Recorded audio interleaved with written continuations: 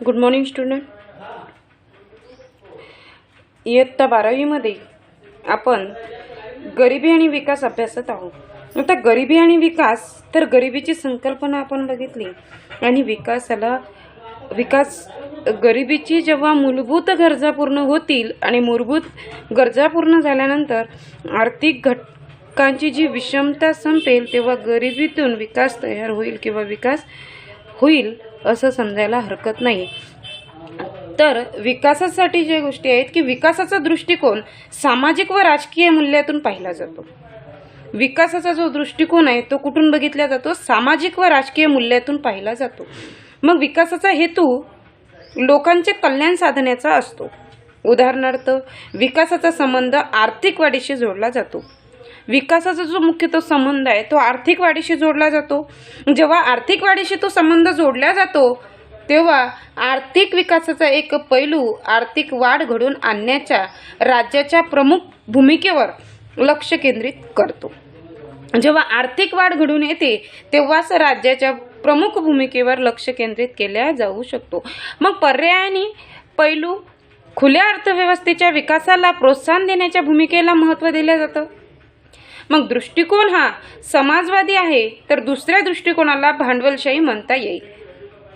दृष्टिकोन जर हा समाजवादी आहे, पहिला जो दृष्टिकोन आहे हा समाजवादी आहे आणि दुसरा दृष्टिकोन आहे तो भांडवलशाही आहे.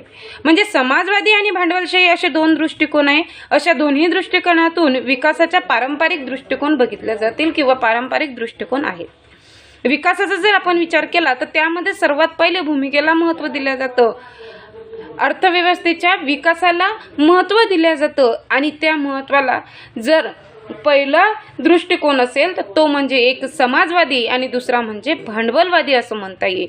मग या दोन्ही विकासाचे पारंपरिक दृष्टिकोन म्हणता येतील किंवा पारंपरिक दृष्टिकोन आहेत. मग विकासाच्या पर्यायी अपारंपरिक दृष्टिकोन हा गरिबीच्या भौतिक आणि अधिभौतिक घटकांवर भर दिला जातो.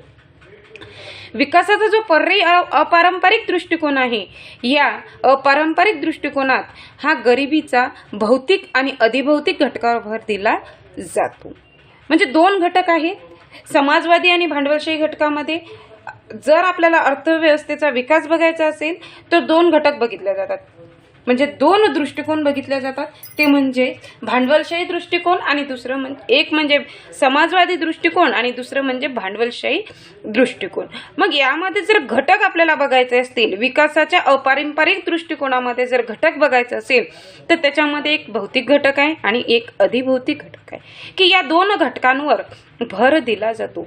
मग हा दृष्टिकोन समाजाच्या तळागाळातील लोकांच्या राजकीय सहभागाला महत्त्व देतो.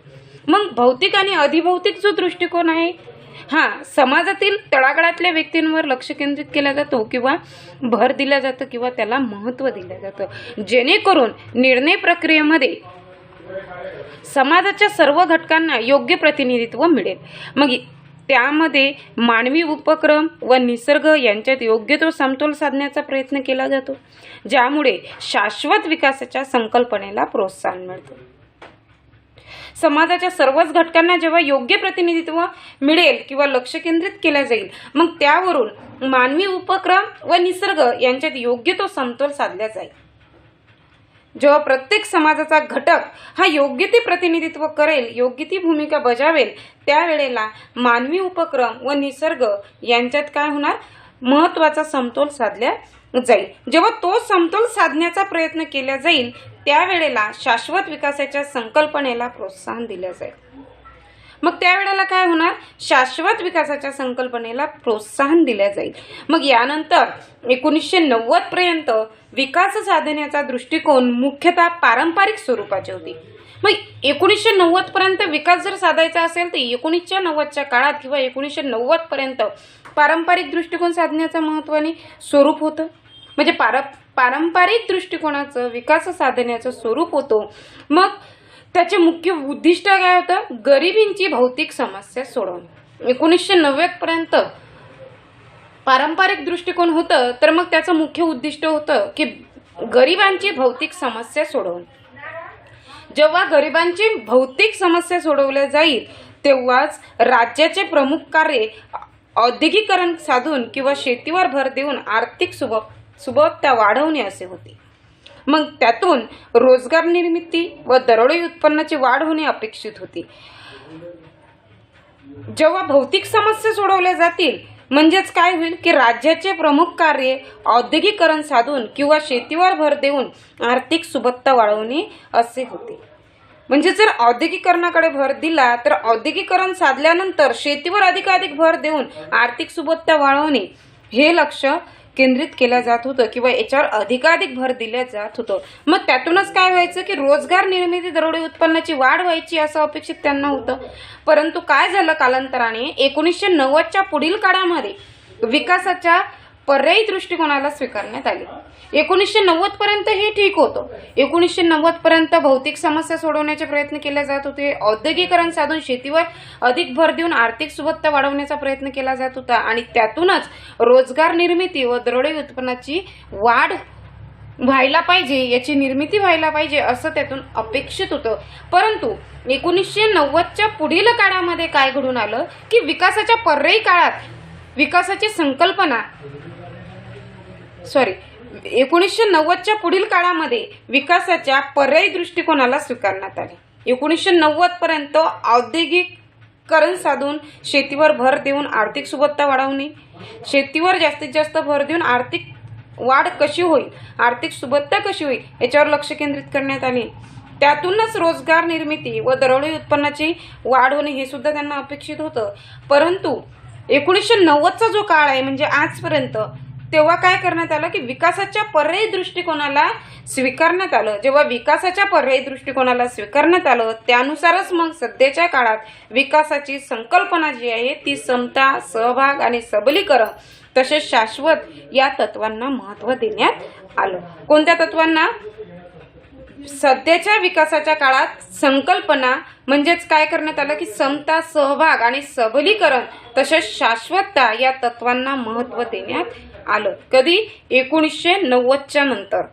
1990 पर्यंत औद्योगिकरण, शेतीवर भर देणे आणि रोजगार निर्मिती दरडोई उत्पन्नाची वाढ होणे इतकंच अपेक्षित होतं. परंतु 1990च्या पुढील काळामध्ये समता, सहभाग, सबलीकरण तसेच शाश्वत या तत्वांना महत्त्व देण्यात आलं 1990 नंतर. आणि मग त्यानंतर संयुक्त राष्ट्राच्या आर्थिक व सामाजिक परिषदेची गरिबीची जी व्याख्या आहे ती थोडी वेगळी आहे. मग गरिबी म्हणजे योग्य संधी व पर्यायाचा अभाव. योग्य ज्या संधी असतात आणि पर्याय असतात त्याचा अभाव असं म्हटलं जाईल. मग मानवी प्रतिष्ठेचे उल्लंघन याचा अर्थ समाजाचे प्रभावीपणे भाग घेण्याच्या क्षमतेचे अभाव व कुटुंबाच्या अन्न, वस्त्र या मूलभूत गरजा पुरवणे इतक्या संपत्तीचा अभाव, शाळा किंवा दवाखाना नसणे, अन्न उत्पादनासाठी पुरेशी जमीन नसणे, रोजगार नसणे तसेच कर्ज मिळवणे इतकी पत नसणे. याचबरोबर गरिबी म्हणजे व्यक्तीची, कुटुंबाची गरज भागवणे किंवा गरजेपेक्षाही कमी तसेच व्यक्तीची, कुटुंबाची तसेच समाजाची सुरक्षितता आणि दुर्बलता होय. अर्थदुर्बल घटक हिंसेला बळी पडण्याची शक्यता तसेच त्यांना दुर्लक्षित प्रतिस्थितीत जगावे लागते. त्यांना स्वच्छ पर्यावरण, पाण्याचा आणि आरोग्याचा अभाव सहन करावा लागतो. यानी गरिबी म्हणजे काय सांगितले की गरिबी म्हणजे ज्या ठिकाणी मूलभूत गरजा अन्न, वस्त्र, निवारा, पाणी आणि आरोग्य, स्वच्छ पर्यावरण आणि पाण्याच्या आणि आरोग्याचा अभाव सहन करणे. या ठिकाणी अशा पद्धतीची माहिती समाजाची असुरक्षितता आणि दुर्बलता होय. दुर्बल घटक हिंसेला बळी जातो. म्हणजे जो कनिष्ठ घटक असेल, जो गरीब घटक असेल तो कशाला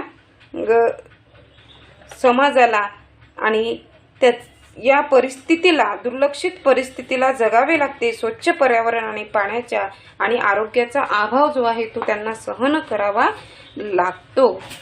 यानंतर भारतातील गरिबी आणि विकास हा भारताच्या राष्ट्रीय धोरणाने नेहमी राजकीय स्वातंत्र्याला आर्थिक स्वातंत्र्याशी जोडले आहे. यानंतरचा जो भाग आहे आपला भारतातील गरिबी आणि विकास. मग भारताच्या राष्ट्रीय धोरणाने नेहमी राजकीय स्वातंत्र्याला आर्थिक स्वातंत्र्याशी जोडले आहे. याचाच अर्थ राष्ट्रीय सार्वभौमत्वाशी तडजोड न करता आपली धोरणे राबवण्याचे स्वातंत्र्य.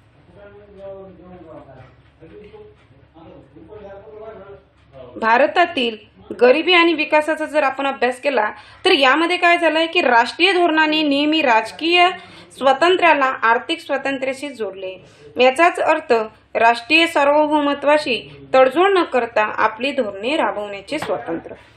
राष्ट्रीय सार्वभौमत्वाशी कुठल्याही प्रकारची तडजोड न करता आपले जे स्वतःचे स्वतंत्र धोरणे आहे ते स्वतंत्र धोरणे राबवण्याचा प्रयत्न करतील.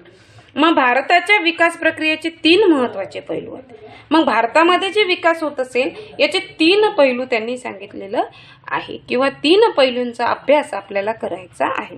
तर यामध्ये अर्थव्यवस्थेचे आधुनिकीकरण, अर्थव्यवस्थेचे आधुनिकीकरण, भारताच्या आर्थिक व्यवस्थेचे आधुनिकीकरण. अर्थव्यवस्थेचे आधुनिकीकरण म्हणजे भारताच्या अर्थव्यवस्थेचे आधुनिकीकरण म्हणजेच औद्योगिकरण होईल. मग औद्योगिकरणामुळे रोजगार निर्मिती होईल आणि उत्पादकता वाढेल अशी अपेक्षा होती. औद्योगिकरणामुळे काय होईल, रोजगार निर्मिती वाढेल आणि त्यातून उत्पादन वाढेल अशी अपेक्षा होती. मग त्यानंतर लघु उद्योगापेक्षा मोठ्या प्रमाणातील उद्योगावर तसेच उत्पादनावर भर देण्यात आला. मग लघु उद्योग जेव्हा चालू होते त्यानुसारच लघु उद्योगाबरोबरच मोठ्या प्रमाणात उद्योगांवर भर देण्यात आला व त्यावर उत्पादनावर जास्तीत जास्त मोठ्या उद्योगांवर भर देऊन तेथील उत्पादनावर भर देण्यात आला. मग त्यामुळे कामगारांच्या वाढत्या संख्येला रोजगार उपलब्ध होणार होता. मग त्यामुळे काय होणार होतं की कामगाराच्या ज्या वाढत्या संख्या आहे या वाढत्या संख्येला रोजगार उपलब्ध होणार होता. मग पंडित नेहरू यांच्या काळामध्ये कृषी क्षेत्राऐवजी औद्योगिकरणाला महत्त्व देण्यात आले. मग त्यानंतर पंडित नेहरूंचा काळ आला. मग पंडित नेहरूंच्या कार्यकाळामध्ये कृषी क्षेत्राऐवजी औद्योगिकरणाला महत्त्व देण्यात आले. मग जेव्हा औद्योगिकरणाला महत्त्व देण्यात आले तेव्हा जमीन सुधारणा व जलसिंचन ही कृषी क्षेत्रातील प्रगतीचे साधने म्हणून पाहिल्या गेले. जेव्हा औद्योगिकरणाला महत्त्व देण्यात आले तेव्हा जमीन सुधारणा व जलसिंचन ही कृषी क्षेत्रातील प्रगतीचे साधने म्हणून पाहिल्या गेले किंवा ओळखण्यात आली. हे झालं अर्थव्यवस्थेचे आधुनिकीकरण. आता यानंतरचा जो भाग आहे हा आपण पुढच्या तासिकेमध्ये अभ्यासणार आहोत. धन्यवाद.